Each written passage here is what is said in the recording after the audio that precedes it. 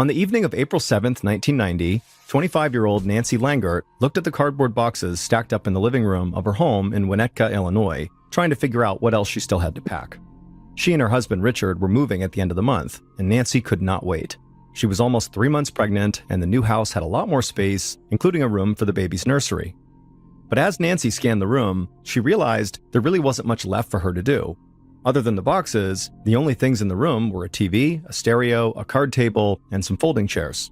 The truth was that even though she and Richard had been staying in this small townhouse for months that was owned actually by her parents, they had never actually really settled in.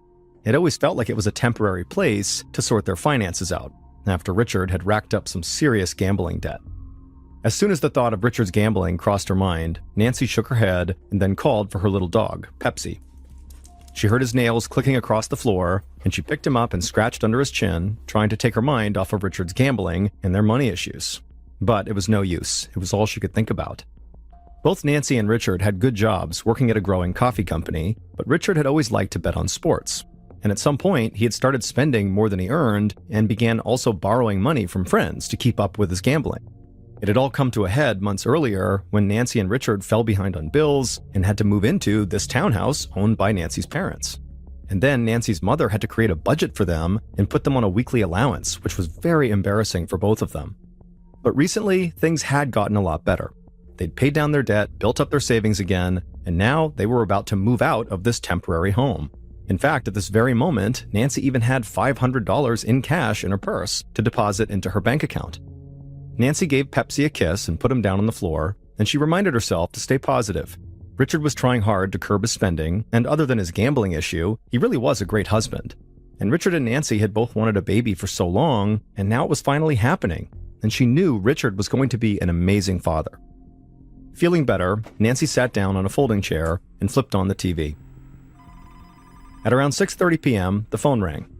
It was Richard, telling Nancy he was leaving work, and he'd be home to pick her up in just a few minutes.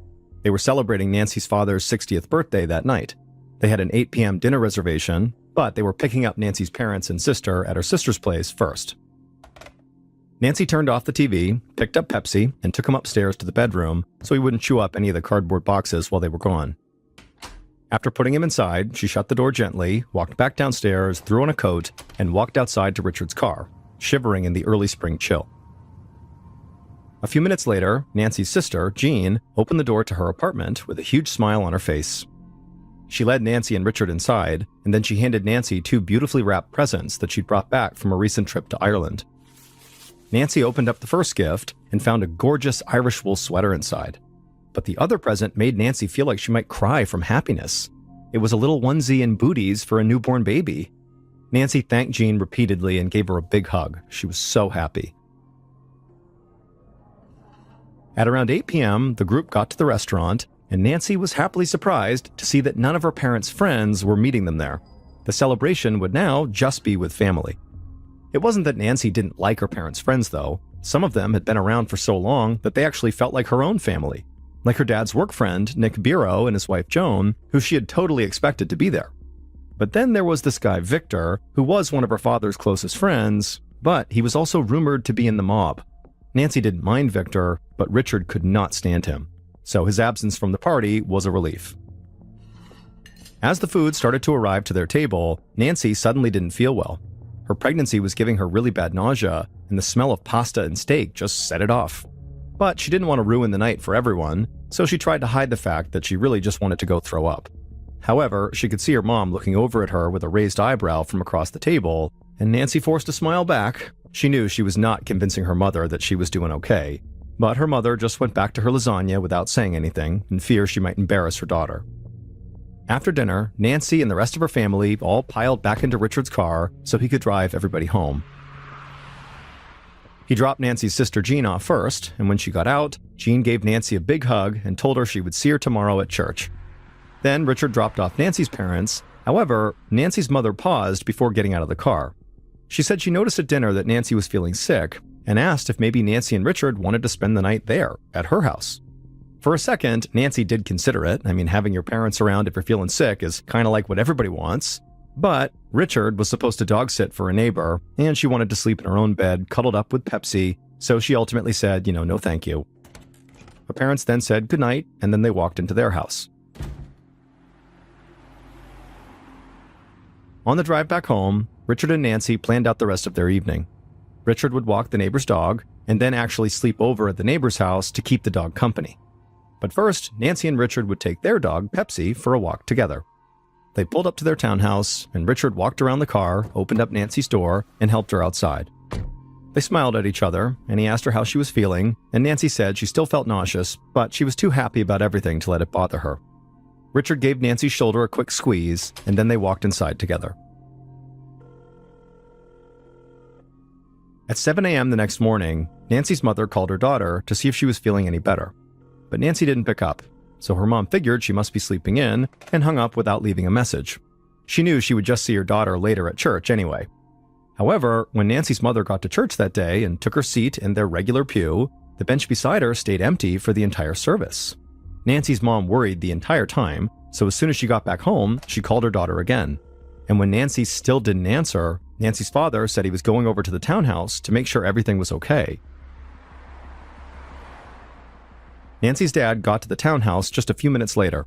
He figured Nancy was just sick and sleeping, so he wasn't actually all that worried. He rang the bell, but nobody answered, so he took out his own key, unlocked the door, and stepped inside. The place felt oddly quiet, and no one responded when he called out. Then Nancy's dad saw his daughter's purse lying on the floor, surrounded by cash and credit cards, and so now he was worried. Suddenly, he heard a noise upstairs. It sounded like scratching on a door. So he ran out of the room, took the steps up 2 at a time, and then headed down the second-floor hallway to Nancy's bedroom, where the scratching sound was coming from. There, he opened up the door, and the little dog Pepsi came running out, and the stench of urine immediately hit Nancy's dad. Now he was really starting to panic. He knew his daughter would never lock her precious dog in a room long enough for the dog to have to urinate all over the ground. He turned and ran back downstairs, now screaming his daughter's name, but still he didn't get an answer. He knew there was only one place he hadn't checked yet, the basement. Nancy's father ran to the top of the basement stairs. The basement light was on, but all he could see when he looked downstairs were shadowy shapes below, which he assumed must be their moving boxes. But as he slowly walked down the stairs and the shapes came into view, he gasped. They weren't boxes. They were the bodies of his pregnant daughter and his son-in-law. They were both covered in blood. Nancy was still wearing her clothes from the night before, and her eyes were wide open. For a moment, Nancy's father simply froze, unable to process what he was seeing. Then he leapt down the remaining stairs to his daughter's side and grabbed her hand, but it was freezing cold. He sprinted back up the stairs and he dialed 911.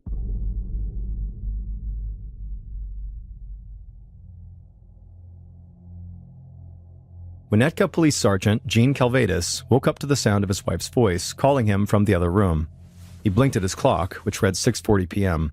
He'd worked overnight and hadn't gotten to bed until about midday, and now his wife was saying he had yet another phone call from headquarters. All Sergeant Calvados wanted was just to go back to sleep, but he forced himself to get up and go to the phone because this was his job. And as soon as he heard his lieutenant's voice in the phone, Calvados snapped wide awake. The lieutenant said there had been a double homicide, and Calvados needed to get to the scene right now. A few minutes later, Sergeant Calvados parked his car outside of Nancy and Richard's townhouse. Calvados had seen plenty of violent deaths in his life. Before he became a police officer, he had served in Vietnam, and he had watched other young men in his unit grow hardened to bloodshed and violence, but Calvados really never got used to it. In fact, Calvados could see the face of every dead person he'd ever seen as clearly as if they were still right in front of him. And now he braced himself for the faces he was about to see in that basement. Sergeant Calvados stepped out of his car, and he saw several officers speaking to Nancy's father outside the house. Calvados quickly introduced himself and then headed inside, where a forensics team was already combing through the townhouse. One of the forensics officers came over to Calvados. He said the double homicide had taken place in the basement, but before Calvados went downstairs, he wanted to show the detective 3 pieces of evidence they'd found on the first floor. The forensics officer pointed to the ground just a few feet away, and Calvados noticed Nancy's purse lying there with $500 in cash and several credit cards lying next to it. Calvados quickly noticed there was still a TV and a high-end stereo in the room, so it seemed unlikely that what they were dealing with here was a robbery gone bad.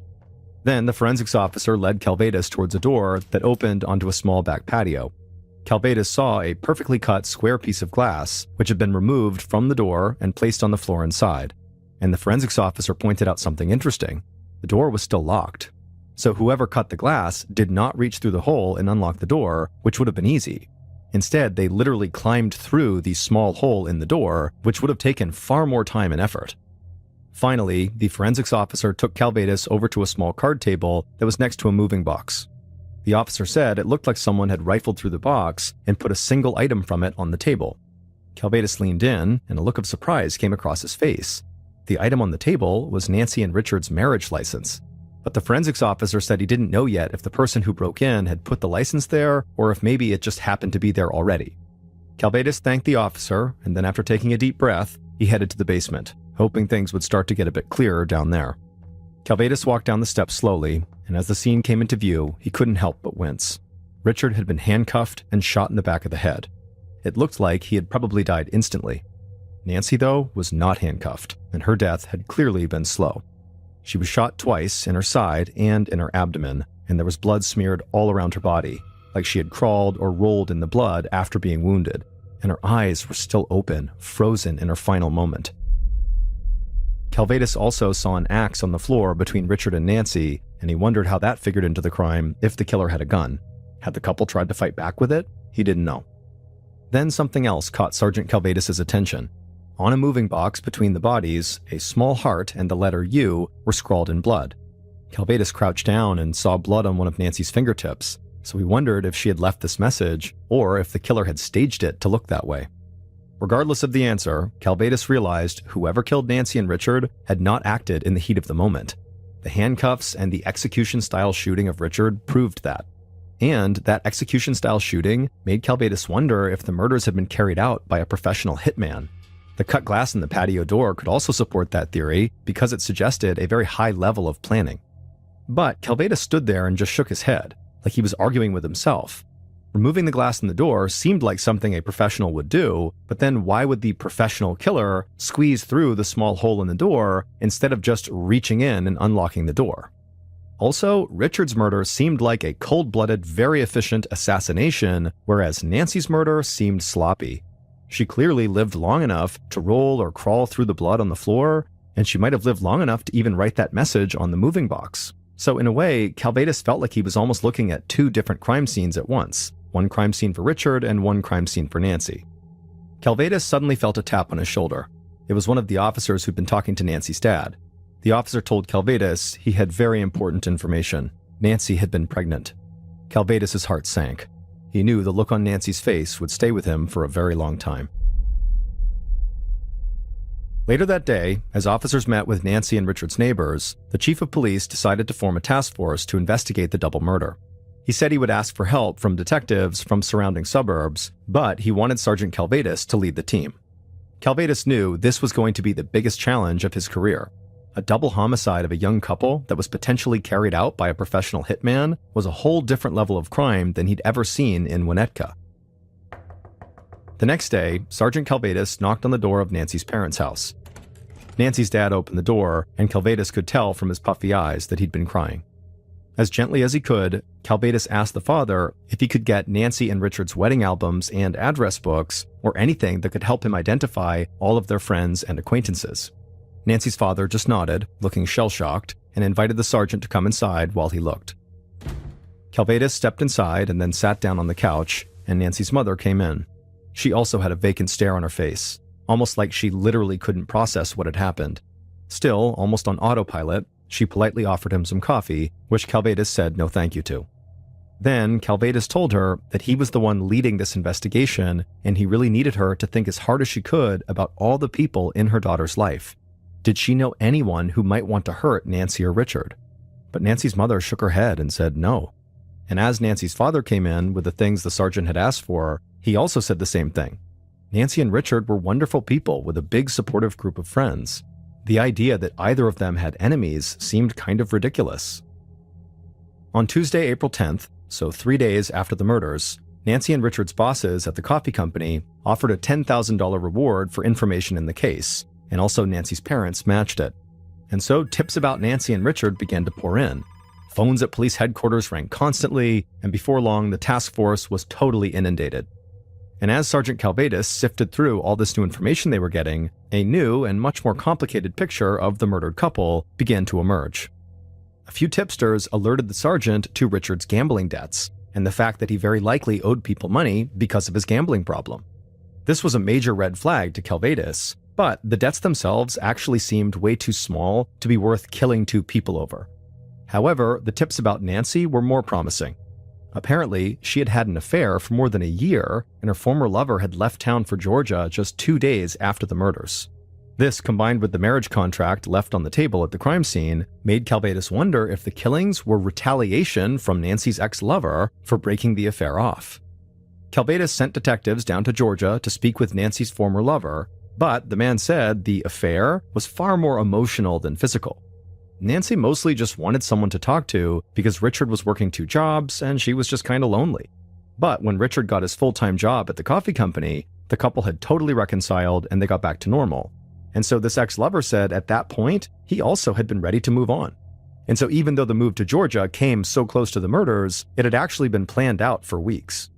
Calvados wasn't quite prepared to rule this man out quite yet, but he was already finding this case very frustrating. Everything from the conflicting evidence at the crime scene where, one murder is well planned and the other seems sloppy, and, the glass, why did you climb through and not unlock it by reaching through, to the contradictory stories about the victims, seemed to pull him in very different directions. Meanwhile, rumors of hitmen and criminal syndicates began flying all over town. There was a bike path that ran behind Nancy and Richard's house, leading basically all the way to Chicago, and residents became convinced that a Chicago mobster must have been the killer, and they must have used that path to travel in and out sight unseen. Calvados did not necessarily buy that, but he got a tip that a close friend of Nancy's father, a man named Victor, supposedly had ties to the mafia. So Calvados began digging. However, he struggled to find anything useful.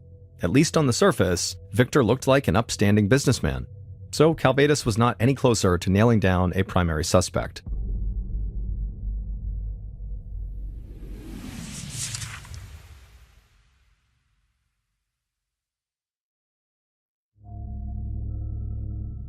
Four days after the murders, a massive crowd of 800 people from the area gathered for Nancy and Richard's funeral. The community really came out in force, to the point where random local groups like the high school's Peace Alliance Club and the track team were waiting in these long lines after the service just to offer their condolences to Nancy and Richard's family. Their deaths really took a toll on this town. Sergeant Calvados and some other detectives also went to the funeral, but mostly just to look for anybody who seemed nervous or excited or maybe overly dramatic. But all they found was a large group of people trying desperately to understand how something this horrible could have happened. After the funeral, Calvados went back to the station. He was on his way to his office when a lieutenant stopped him to tell him that somebody was there to see him. The lieutenant took Calvados to a very nervous-looking couple who said they had a tip about Nancy's sister, Jean. Jean was a lawyer, and she was heavily involved in political issues in Ireland. At that time, Ireland was in the midst of a violent period known as the Troubles. The Troubles were clashes between Protestants and Catholics over control of Northern Ireland, and there were regular shootings, car bombings, murders, and kidnappings. And Jean was not neutral.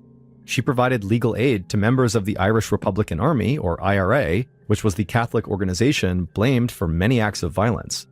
The couple also told Sergeant Calvados that Jean had received a threat that if she returned to Ireland, she would be injured or maybe even killed.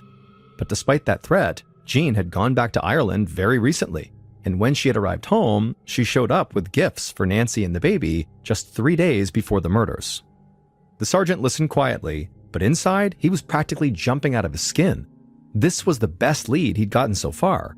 Maybe, he thought, somebody was hired to kill Jean, but killed Nancy and her husband by mistake. Or maybe they killed Nancy on purpose just to hurt Jean. It was not unheard of during the Troubles for innocent family members to be targeted for political revenge. And so, after speaking to this couple, Calvados got on the phone and called Jean into the station. Later that day, Calvados sat down across a table in a small interview room with Jean, and he could tell right away she was completely unlike any suspect he'd ever questioned before. Jean was unusually confident for somebody who was about to be questioned by a homicide detective. She sat up perfectly straight and calmly looked Calvados right in the eyes, without fidgeting or tapping her fingers or shifting around in her seat. Calvados asked Jean some basic questions about her job, and she was quite helpful.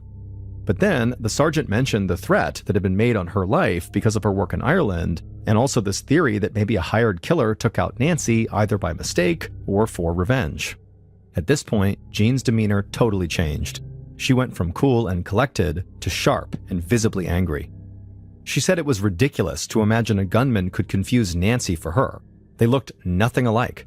And the idea that someone would kill Nancy to get back at Jean was even more outrageous. Jean insisted that her job in Ireland was mostly human rights work, and not worth killing her over, let alone her sister. Jean leaned forward and looked Calvados dead in the eyes and told him he was really stretching with that theory. Calvados was genuinely surprised. This was not what he was expecting, and he wasn't sure if Jean's reaction was fueled by righteous indignation at questions she truly considered unfair, or anxiety and guilt at the idea that she might have played a role in putting her sister at risk. But the sergeant pressed on, and he asked Jean for the names of every person she had visited the last time she was in Ireland, along with all of her work associates there. Jean turned red and yelled at the sergeant that none of this had anything to do with her sister's murder. She said Calvados was not getting anything from her, and then she stood up and stormed out of the interview room. Sergeant Calvados just sat there, both really surprised and really mad. This death threat on Jean was the first real lead they had, and he couldn't fully investigate it without the names from Jean. He had expected her to be grateful and to immediately offer up anything she knew to try to figure out who killed her sister. And so he just couldn't believe Jean was unwilling to help him, unless, of course, she was involved. Without any information from Jean about the death threat, Calvados was left chasing other possibilities that frankly just seemed increasingly unlikely. Both Richard and Nancy had worked for a coffee company that imported their beans from Colombia, which Calvados and basically everybody knew was a major importer of cocaine. He knew that drug cartels sometimes hid cocaine in coffee shipments. In fact, just 3 months before the murders, federal agents had seized 5 kilograms of cocaine in a coffee shipment from a different coffee company. So Calvados started poking around into the coffee company, looking for any ties to cartels. But the owners of the company seemed mostly puzzled by this, and they gave Calvados permission to inspect their next shipment. Like, they didn't care at all. Look at whatever you want. And so Calvados did that, flagging the ship that had their coffee on it to U.S. Customs officers, who then met the vessel when it came into port. A giant crane lifted the container with their coffee out of the ship and onto the dock, and then Customs officer cracked it open. Then they began slicing through random bags of beans to see if their drug-sniffing German shepherds could pick up a scent. But, like Calvados had feared, they found nothing.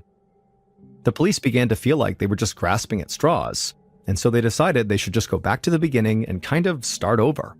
So they re-interviewed all the neighbors, and they got one tantalizing tip about a mysterious man walking around the neighborhood the night of the murders, but after looking into it, they discovered it was actually just a bored teenager who lived nearby. After that, they looked into whether Richard and Nancy had maybe taken a loan from mobsters to lease their new place, but when they looked at the couple's tax records, they saw they could easily afford the rent. And so, once again, one after another, all the tips and leads they were finding just went nowhere. Calvados still had suspicions that Jean's ties to the IRA got her sister killed, but without Jean's cooperation, he struggled to make any headway on that lead. So, by the end of May, Sergeant Calvados was basically out of ideas as his big case rapidly went cold. Finally, on May 30th, so about a month after the murders, the police chief pulled Calvados into his office. From the look on Chief's face, Calvados knew the news was not good, but he could not have guessed what was coming next. The chief told him they were going to dismantle the task force. They had spent a whopping $1 million on this investigation so far and still had not come up with a serious single suspect. Calvados was shocked. This felt way too early to basically give up. But the chief wasn't done. In addition to dismantling the task force, he wanted Calvados back on the beat while another investigator stepped in and took a look at this case. The chief followed up and told Calvados that he was not taking him off the case completely, he just wanted a set of fresh eyes on it. But as Calvados nodded and turned to walk out of the office, it definitely felt like he had failed and he was being removed. Sergeant Calvados walked slowly towards his team to break the bad news, at the same time feeling totally sick and angry at the thought of patrolling the neighborhood again with everything in this case still completely up in the air.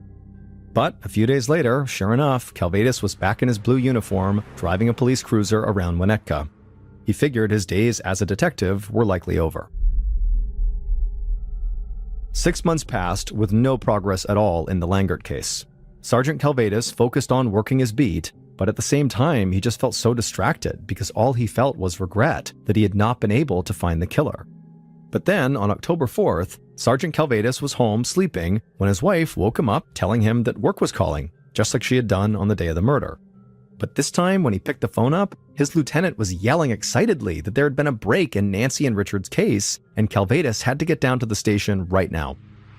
Calvados was so excited, he rushed out of bed, he jumped into his car, and he sped to the station. But when he got there, he found the supposed break was just a kid, and not a very tough-looking kid either.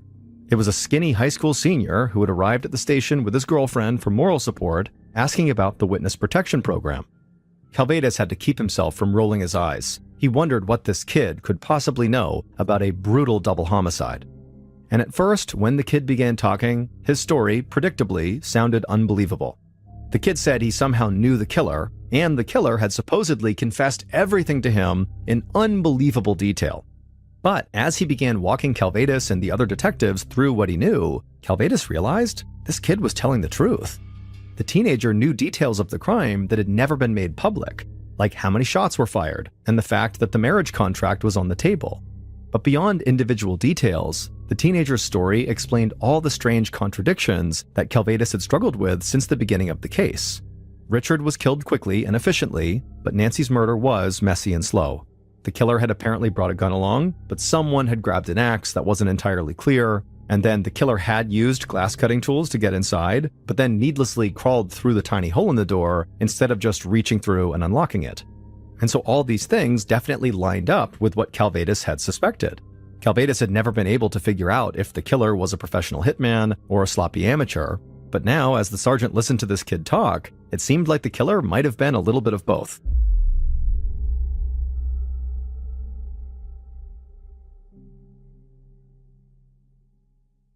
After speaking to this kid and looking at all the evidence in the case and looking at all their interviews, here is a reconstruction of what police think happened on the night of Saturday, April 7th, 1990, when Nancy and Richard were murdered inside of their home.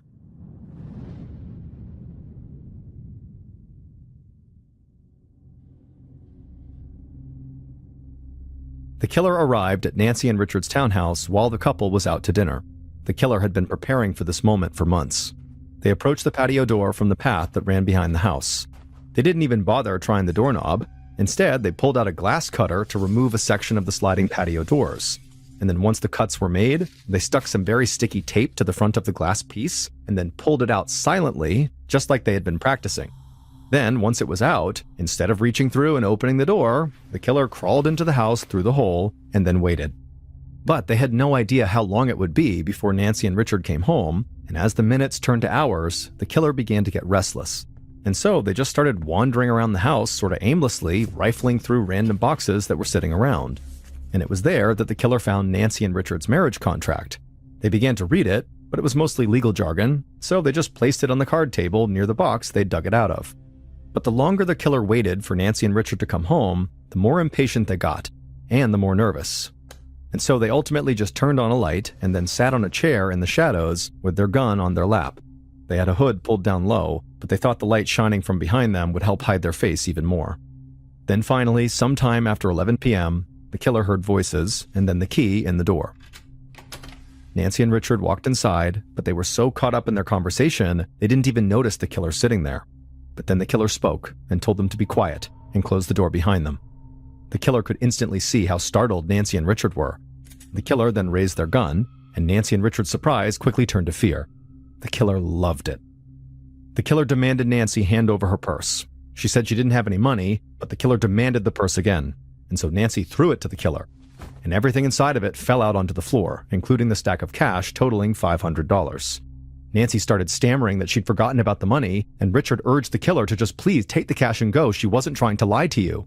But the killer, who acted totally offended at the idea that they were hiding things from him, was not actually here for their money. They didn't care. The killer, still aiming their gun at Nancy and Richard, reached into their pocket to pull out handcuffs. But as they fished around in their pocket, they began to curse. In their excitement about this night, they'd only brought one pair of handcuffs, not the two they actually needed. But Richard was clearly the bigger threat. He was a tall, athletic guy, So the killer gave the cuffs to Nancy and told her to handcuff her husband. As Nancy handcuffed Richard's hands behind his back, she began to plead with the killer. "Please don't hurt us. I'm pregnant." Something about Nancy's plea hit the killer hard, and they could feel their hands begin to shake. Suddenly there was a noise upstairs, and the killer accidentally pulled the trigger, shooting a bullet into the baseboards. But the killer quickly realized that the noise was just the dog, closed in the upstairs bedroom, barking at something. Still, the killer felt like their plan was now quickly falling apart. Things were already going so wrong. The killer started to lose their nerve, and they thought about sparing Nancy and Richard. So the killer told the couple to go to the basement, and then once they were down there, the killer would lock the door and just leave. And so the killer directed Nancy and Richard to the basement stairs at gunpoint, and no one said a word. But as Nancy and Richard descended the stairs and then reached the bottom of the stairs, Nancy suddenly turned around and looked at the killer. And the killer knew from her surprised look on her face that she had seen the killer's face. The light was better down there, and the hood did not disguise the killer enough. The killer knew Nancy would be able to identify them. And so now the killer had a choice to make. Let them live and face the consequences, or follow through with the plan. But before the killer could decide, Richard made a desperate move. With all his strength, he snapped the cheap handcuffs, jumped at the killer, and smashed his own head against the killer's head. Almost instinctively, the killer just fired the gun, and it hit Richard right in the back of his head. Richard crumpled to the floor. Nancy rushed to his side, screaming, then looked back at the killer, whose gun was still raised. Nancy shouted, "Not again, no!" and covered her face as the killer took a shot at her.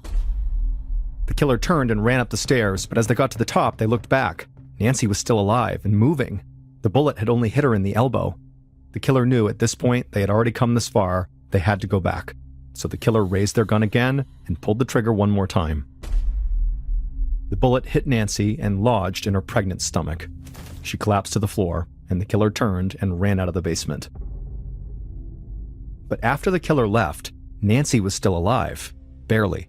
She tried to climb up the stairs, but it was a struggle.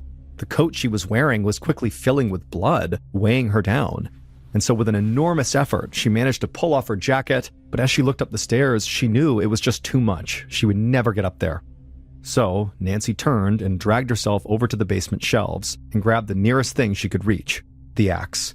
And then with the axe, she banged on the shelf, hoping that the noise would get somebody's attention, but nobody came to the rescue.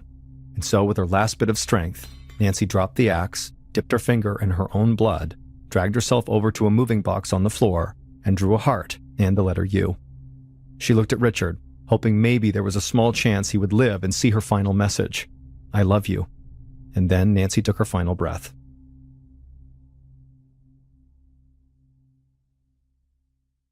When the police began investigating this case, they knew that some of the evidence suggested the killer was an amateur, but most of their leads pointed to a professional hitman, which is why Calvados and his team had been so interested in the mob and in drugs and the IRA. It was a mistake that allowed one person to escape any attention at all, because the killer was right there, hanging around the investigation in plain sight the entire time. He was one of the members of the High School Peace Alliance Club who came to the funeral. He was on the track team too, so he ran past the Langerts' house almost every single day. The police had even questioned him, because he was also the teenage boy who had been seen in the neighborhood on the night of the murders, but had quickly been written off. But it turned out that kid, the 16-year-old named David Biro, was the killer. And he also happened to be the son of Nancy's family friends, Nick and Joan Biro, who Nancy had thought might be at her father's birthday party on the night that she was killed. It would turn out 16-year-old David had serious psychological issues, and he had become obsessed with becoming a hitman after seeing the 1980s movie, Bestseller, about a hitman who wanted to turn his story into a book. The idea of killing people excited David, and he had actually already tried to do it at least once before. Prior to the murders, David's parents had him committed to a psychiatric hospital after he tried to poison his own family. But after only 2 months, his parents had let him come home against the recommendation of his doctors. And once he was home, teenager David Biro chose to live out his hitman fantasy by killing Nancy and Richard. And his reason for targeting Nancy and Richard had nothing to do with their connections to his family. Instead, he chose them as his murder victims because their townhouse was conveniently located, and he also found them, quote, annoying. David might have gotten away with these murders, but as the months went by and the police never came for him, he got cocky, and he began to brag to a friend about what he had done. He even showed his friend the glass that he'd practiced his glass cutting on, and he also showed him the murder weapon. And David's friend pretty much immediately turned him in, because he was very worried David would kill again. And so, on October 5th, 1990, almost 6 months to the day after Nancy and Richard were gunned down, David was arrested. It was the day before Nancy's baby would have been due. David was sentenced to life in prison for killing Nancy, Richard, and their unborn child. Nancy's parents would move back into Nancy and Richard's townhouse shortly after the murders as a way to feel closer to Nancy and Richard.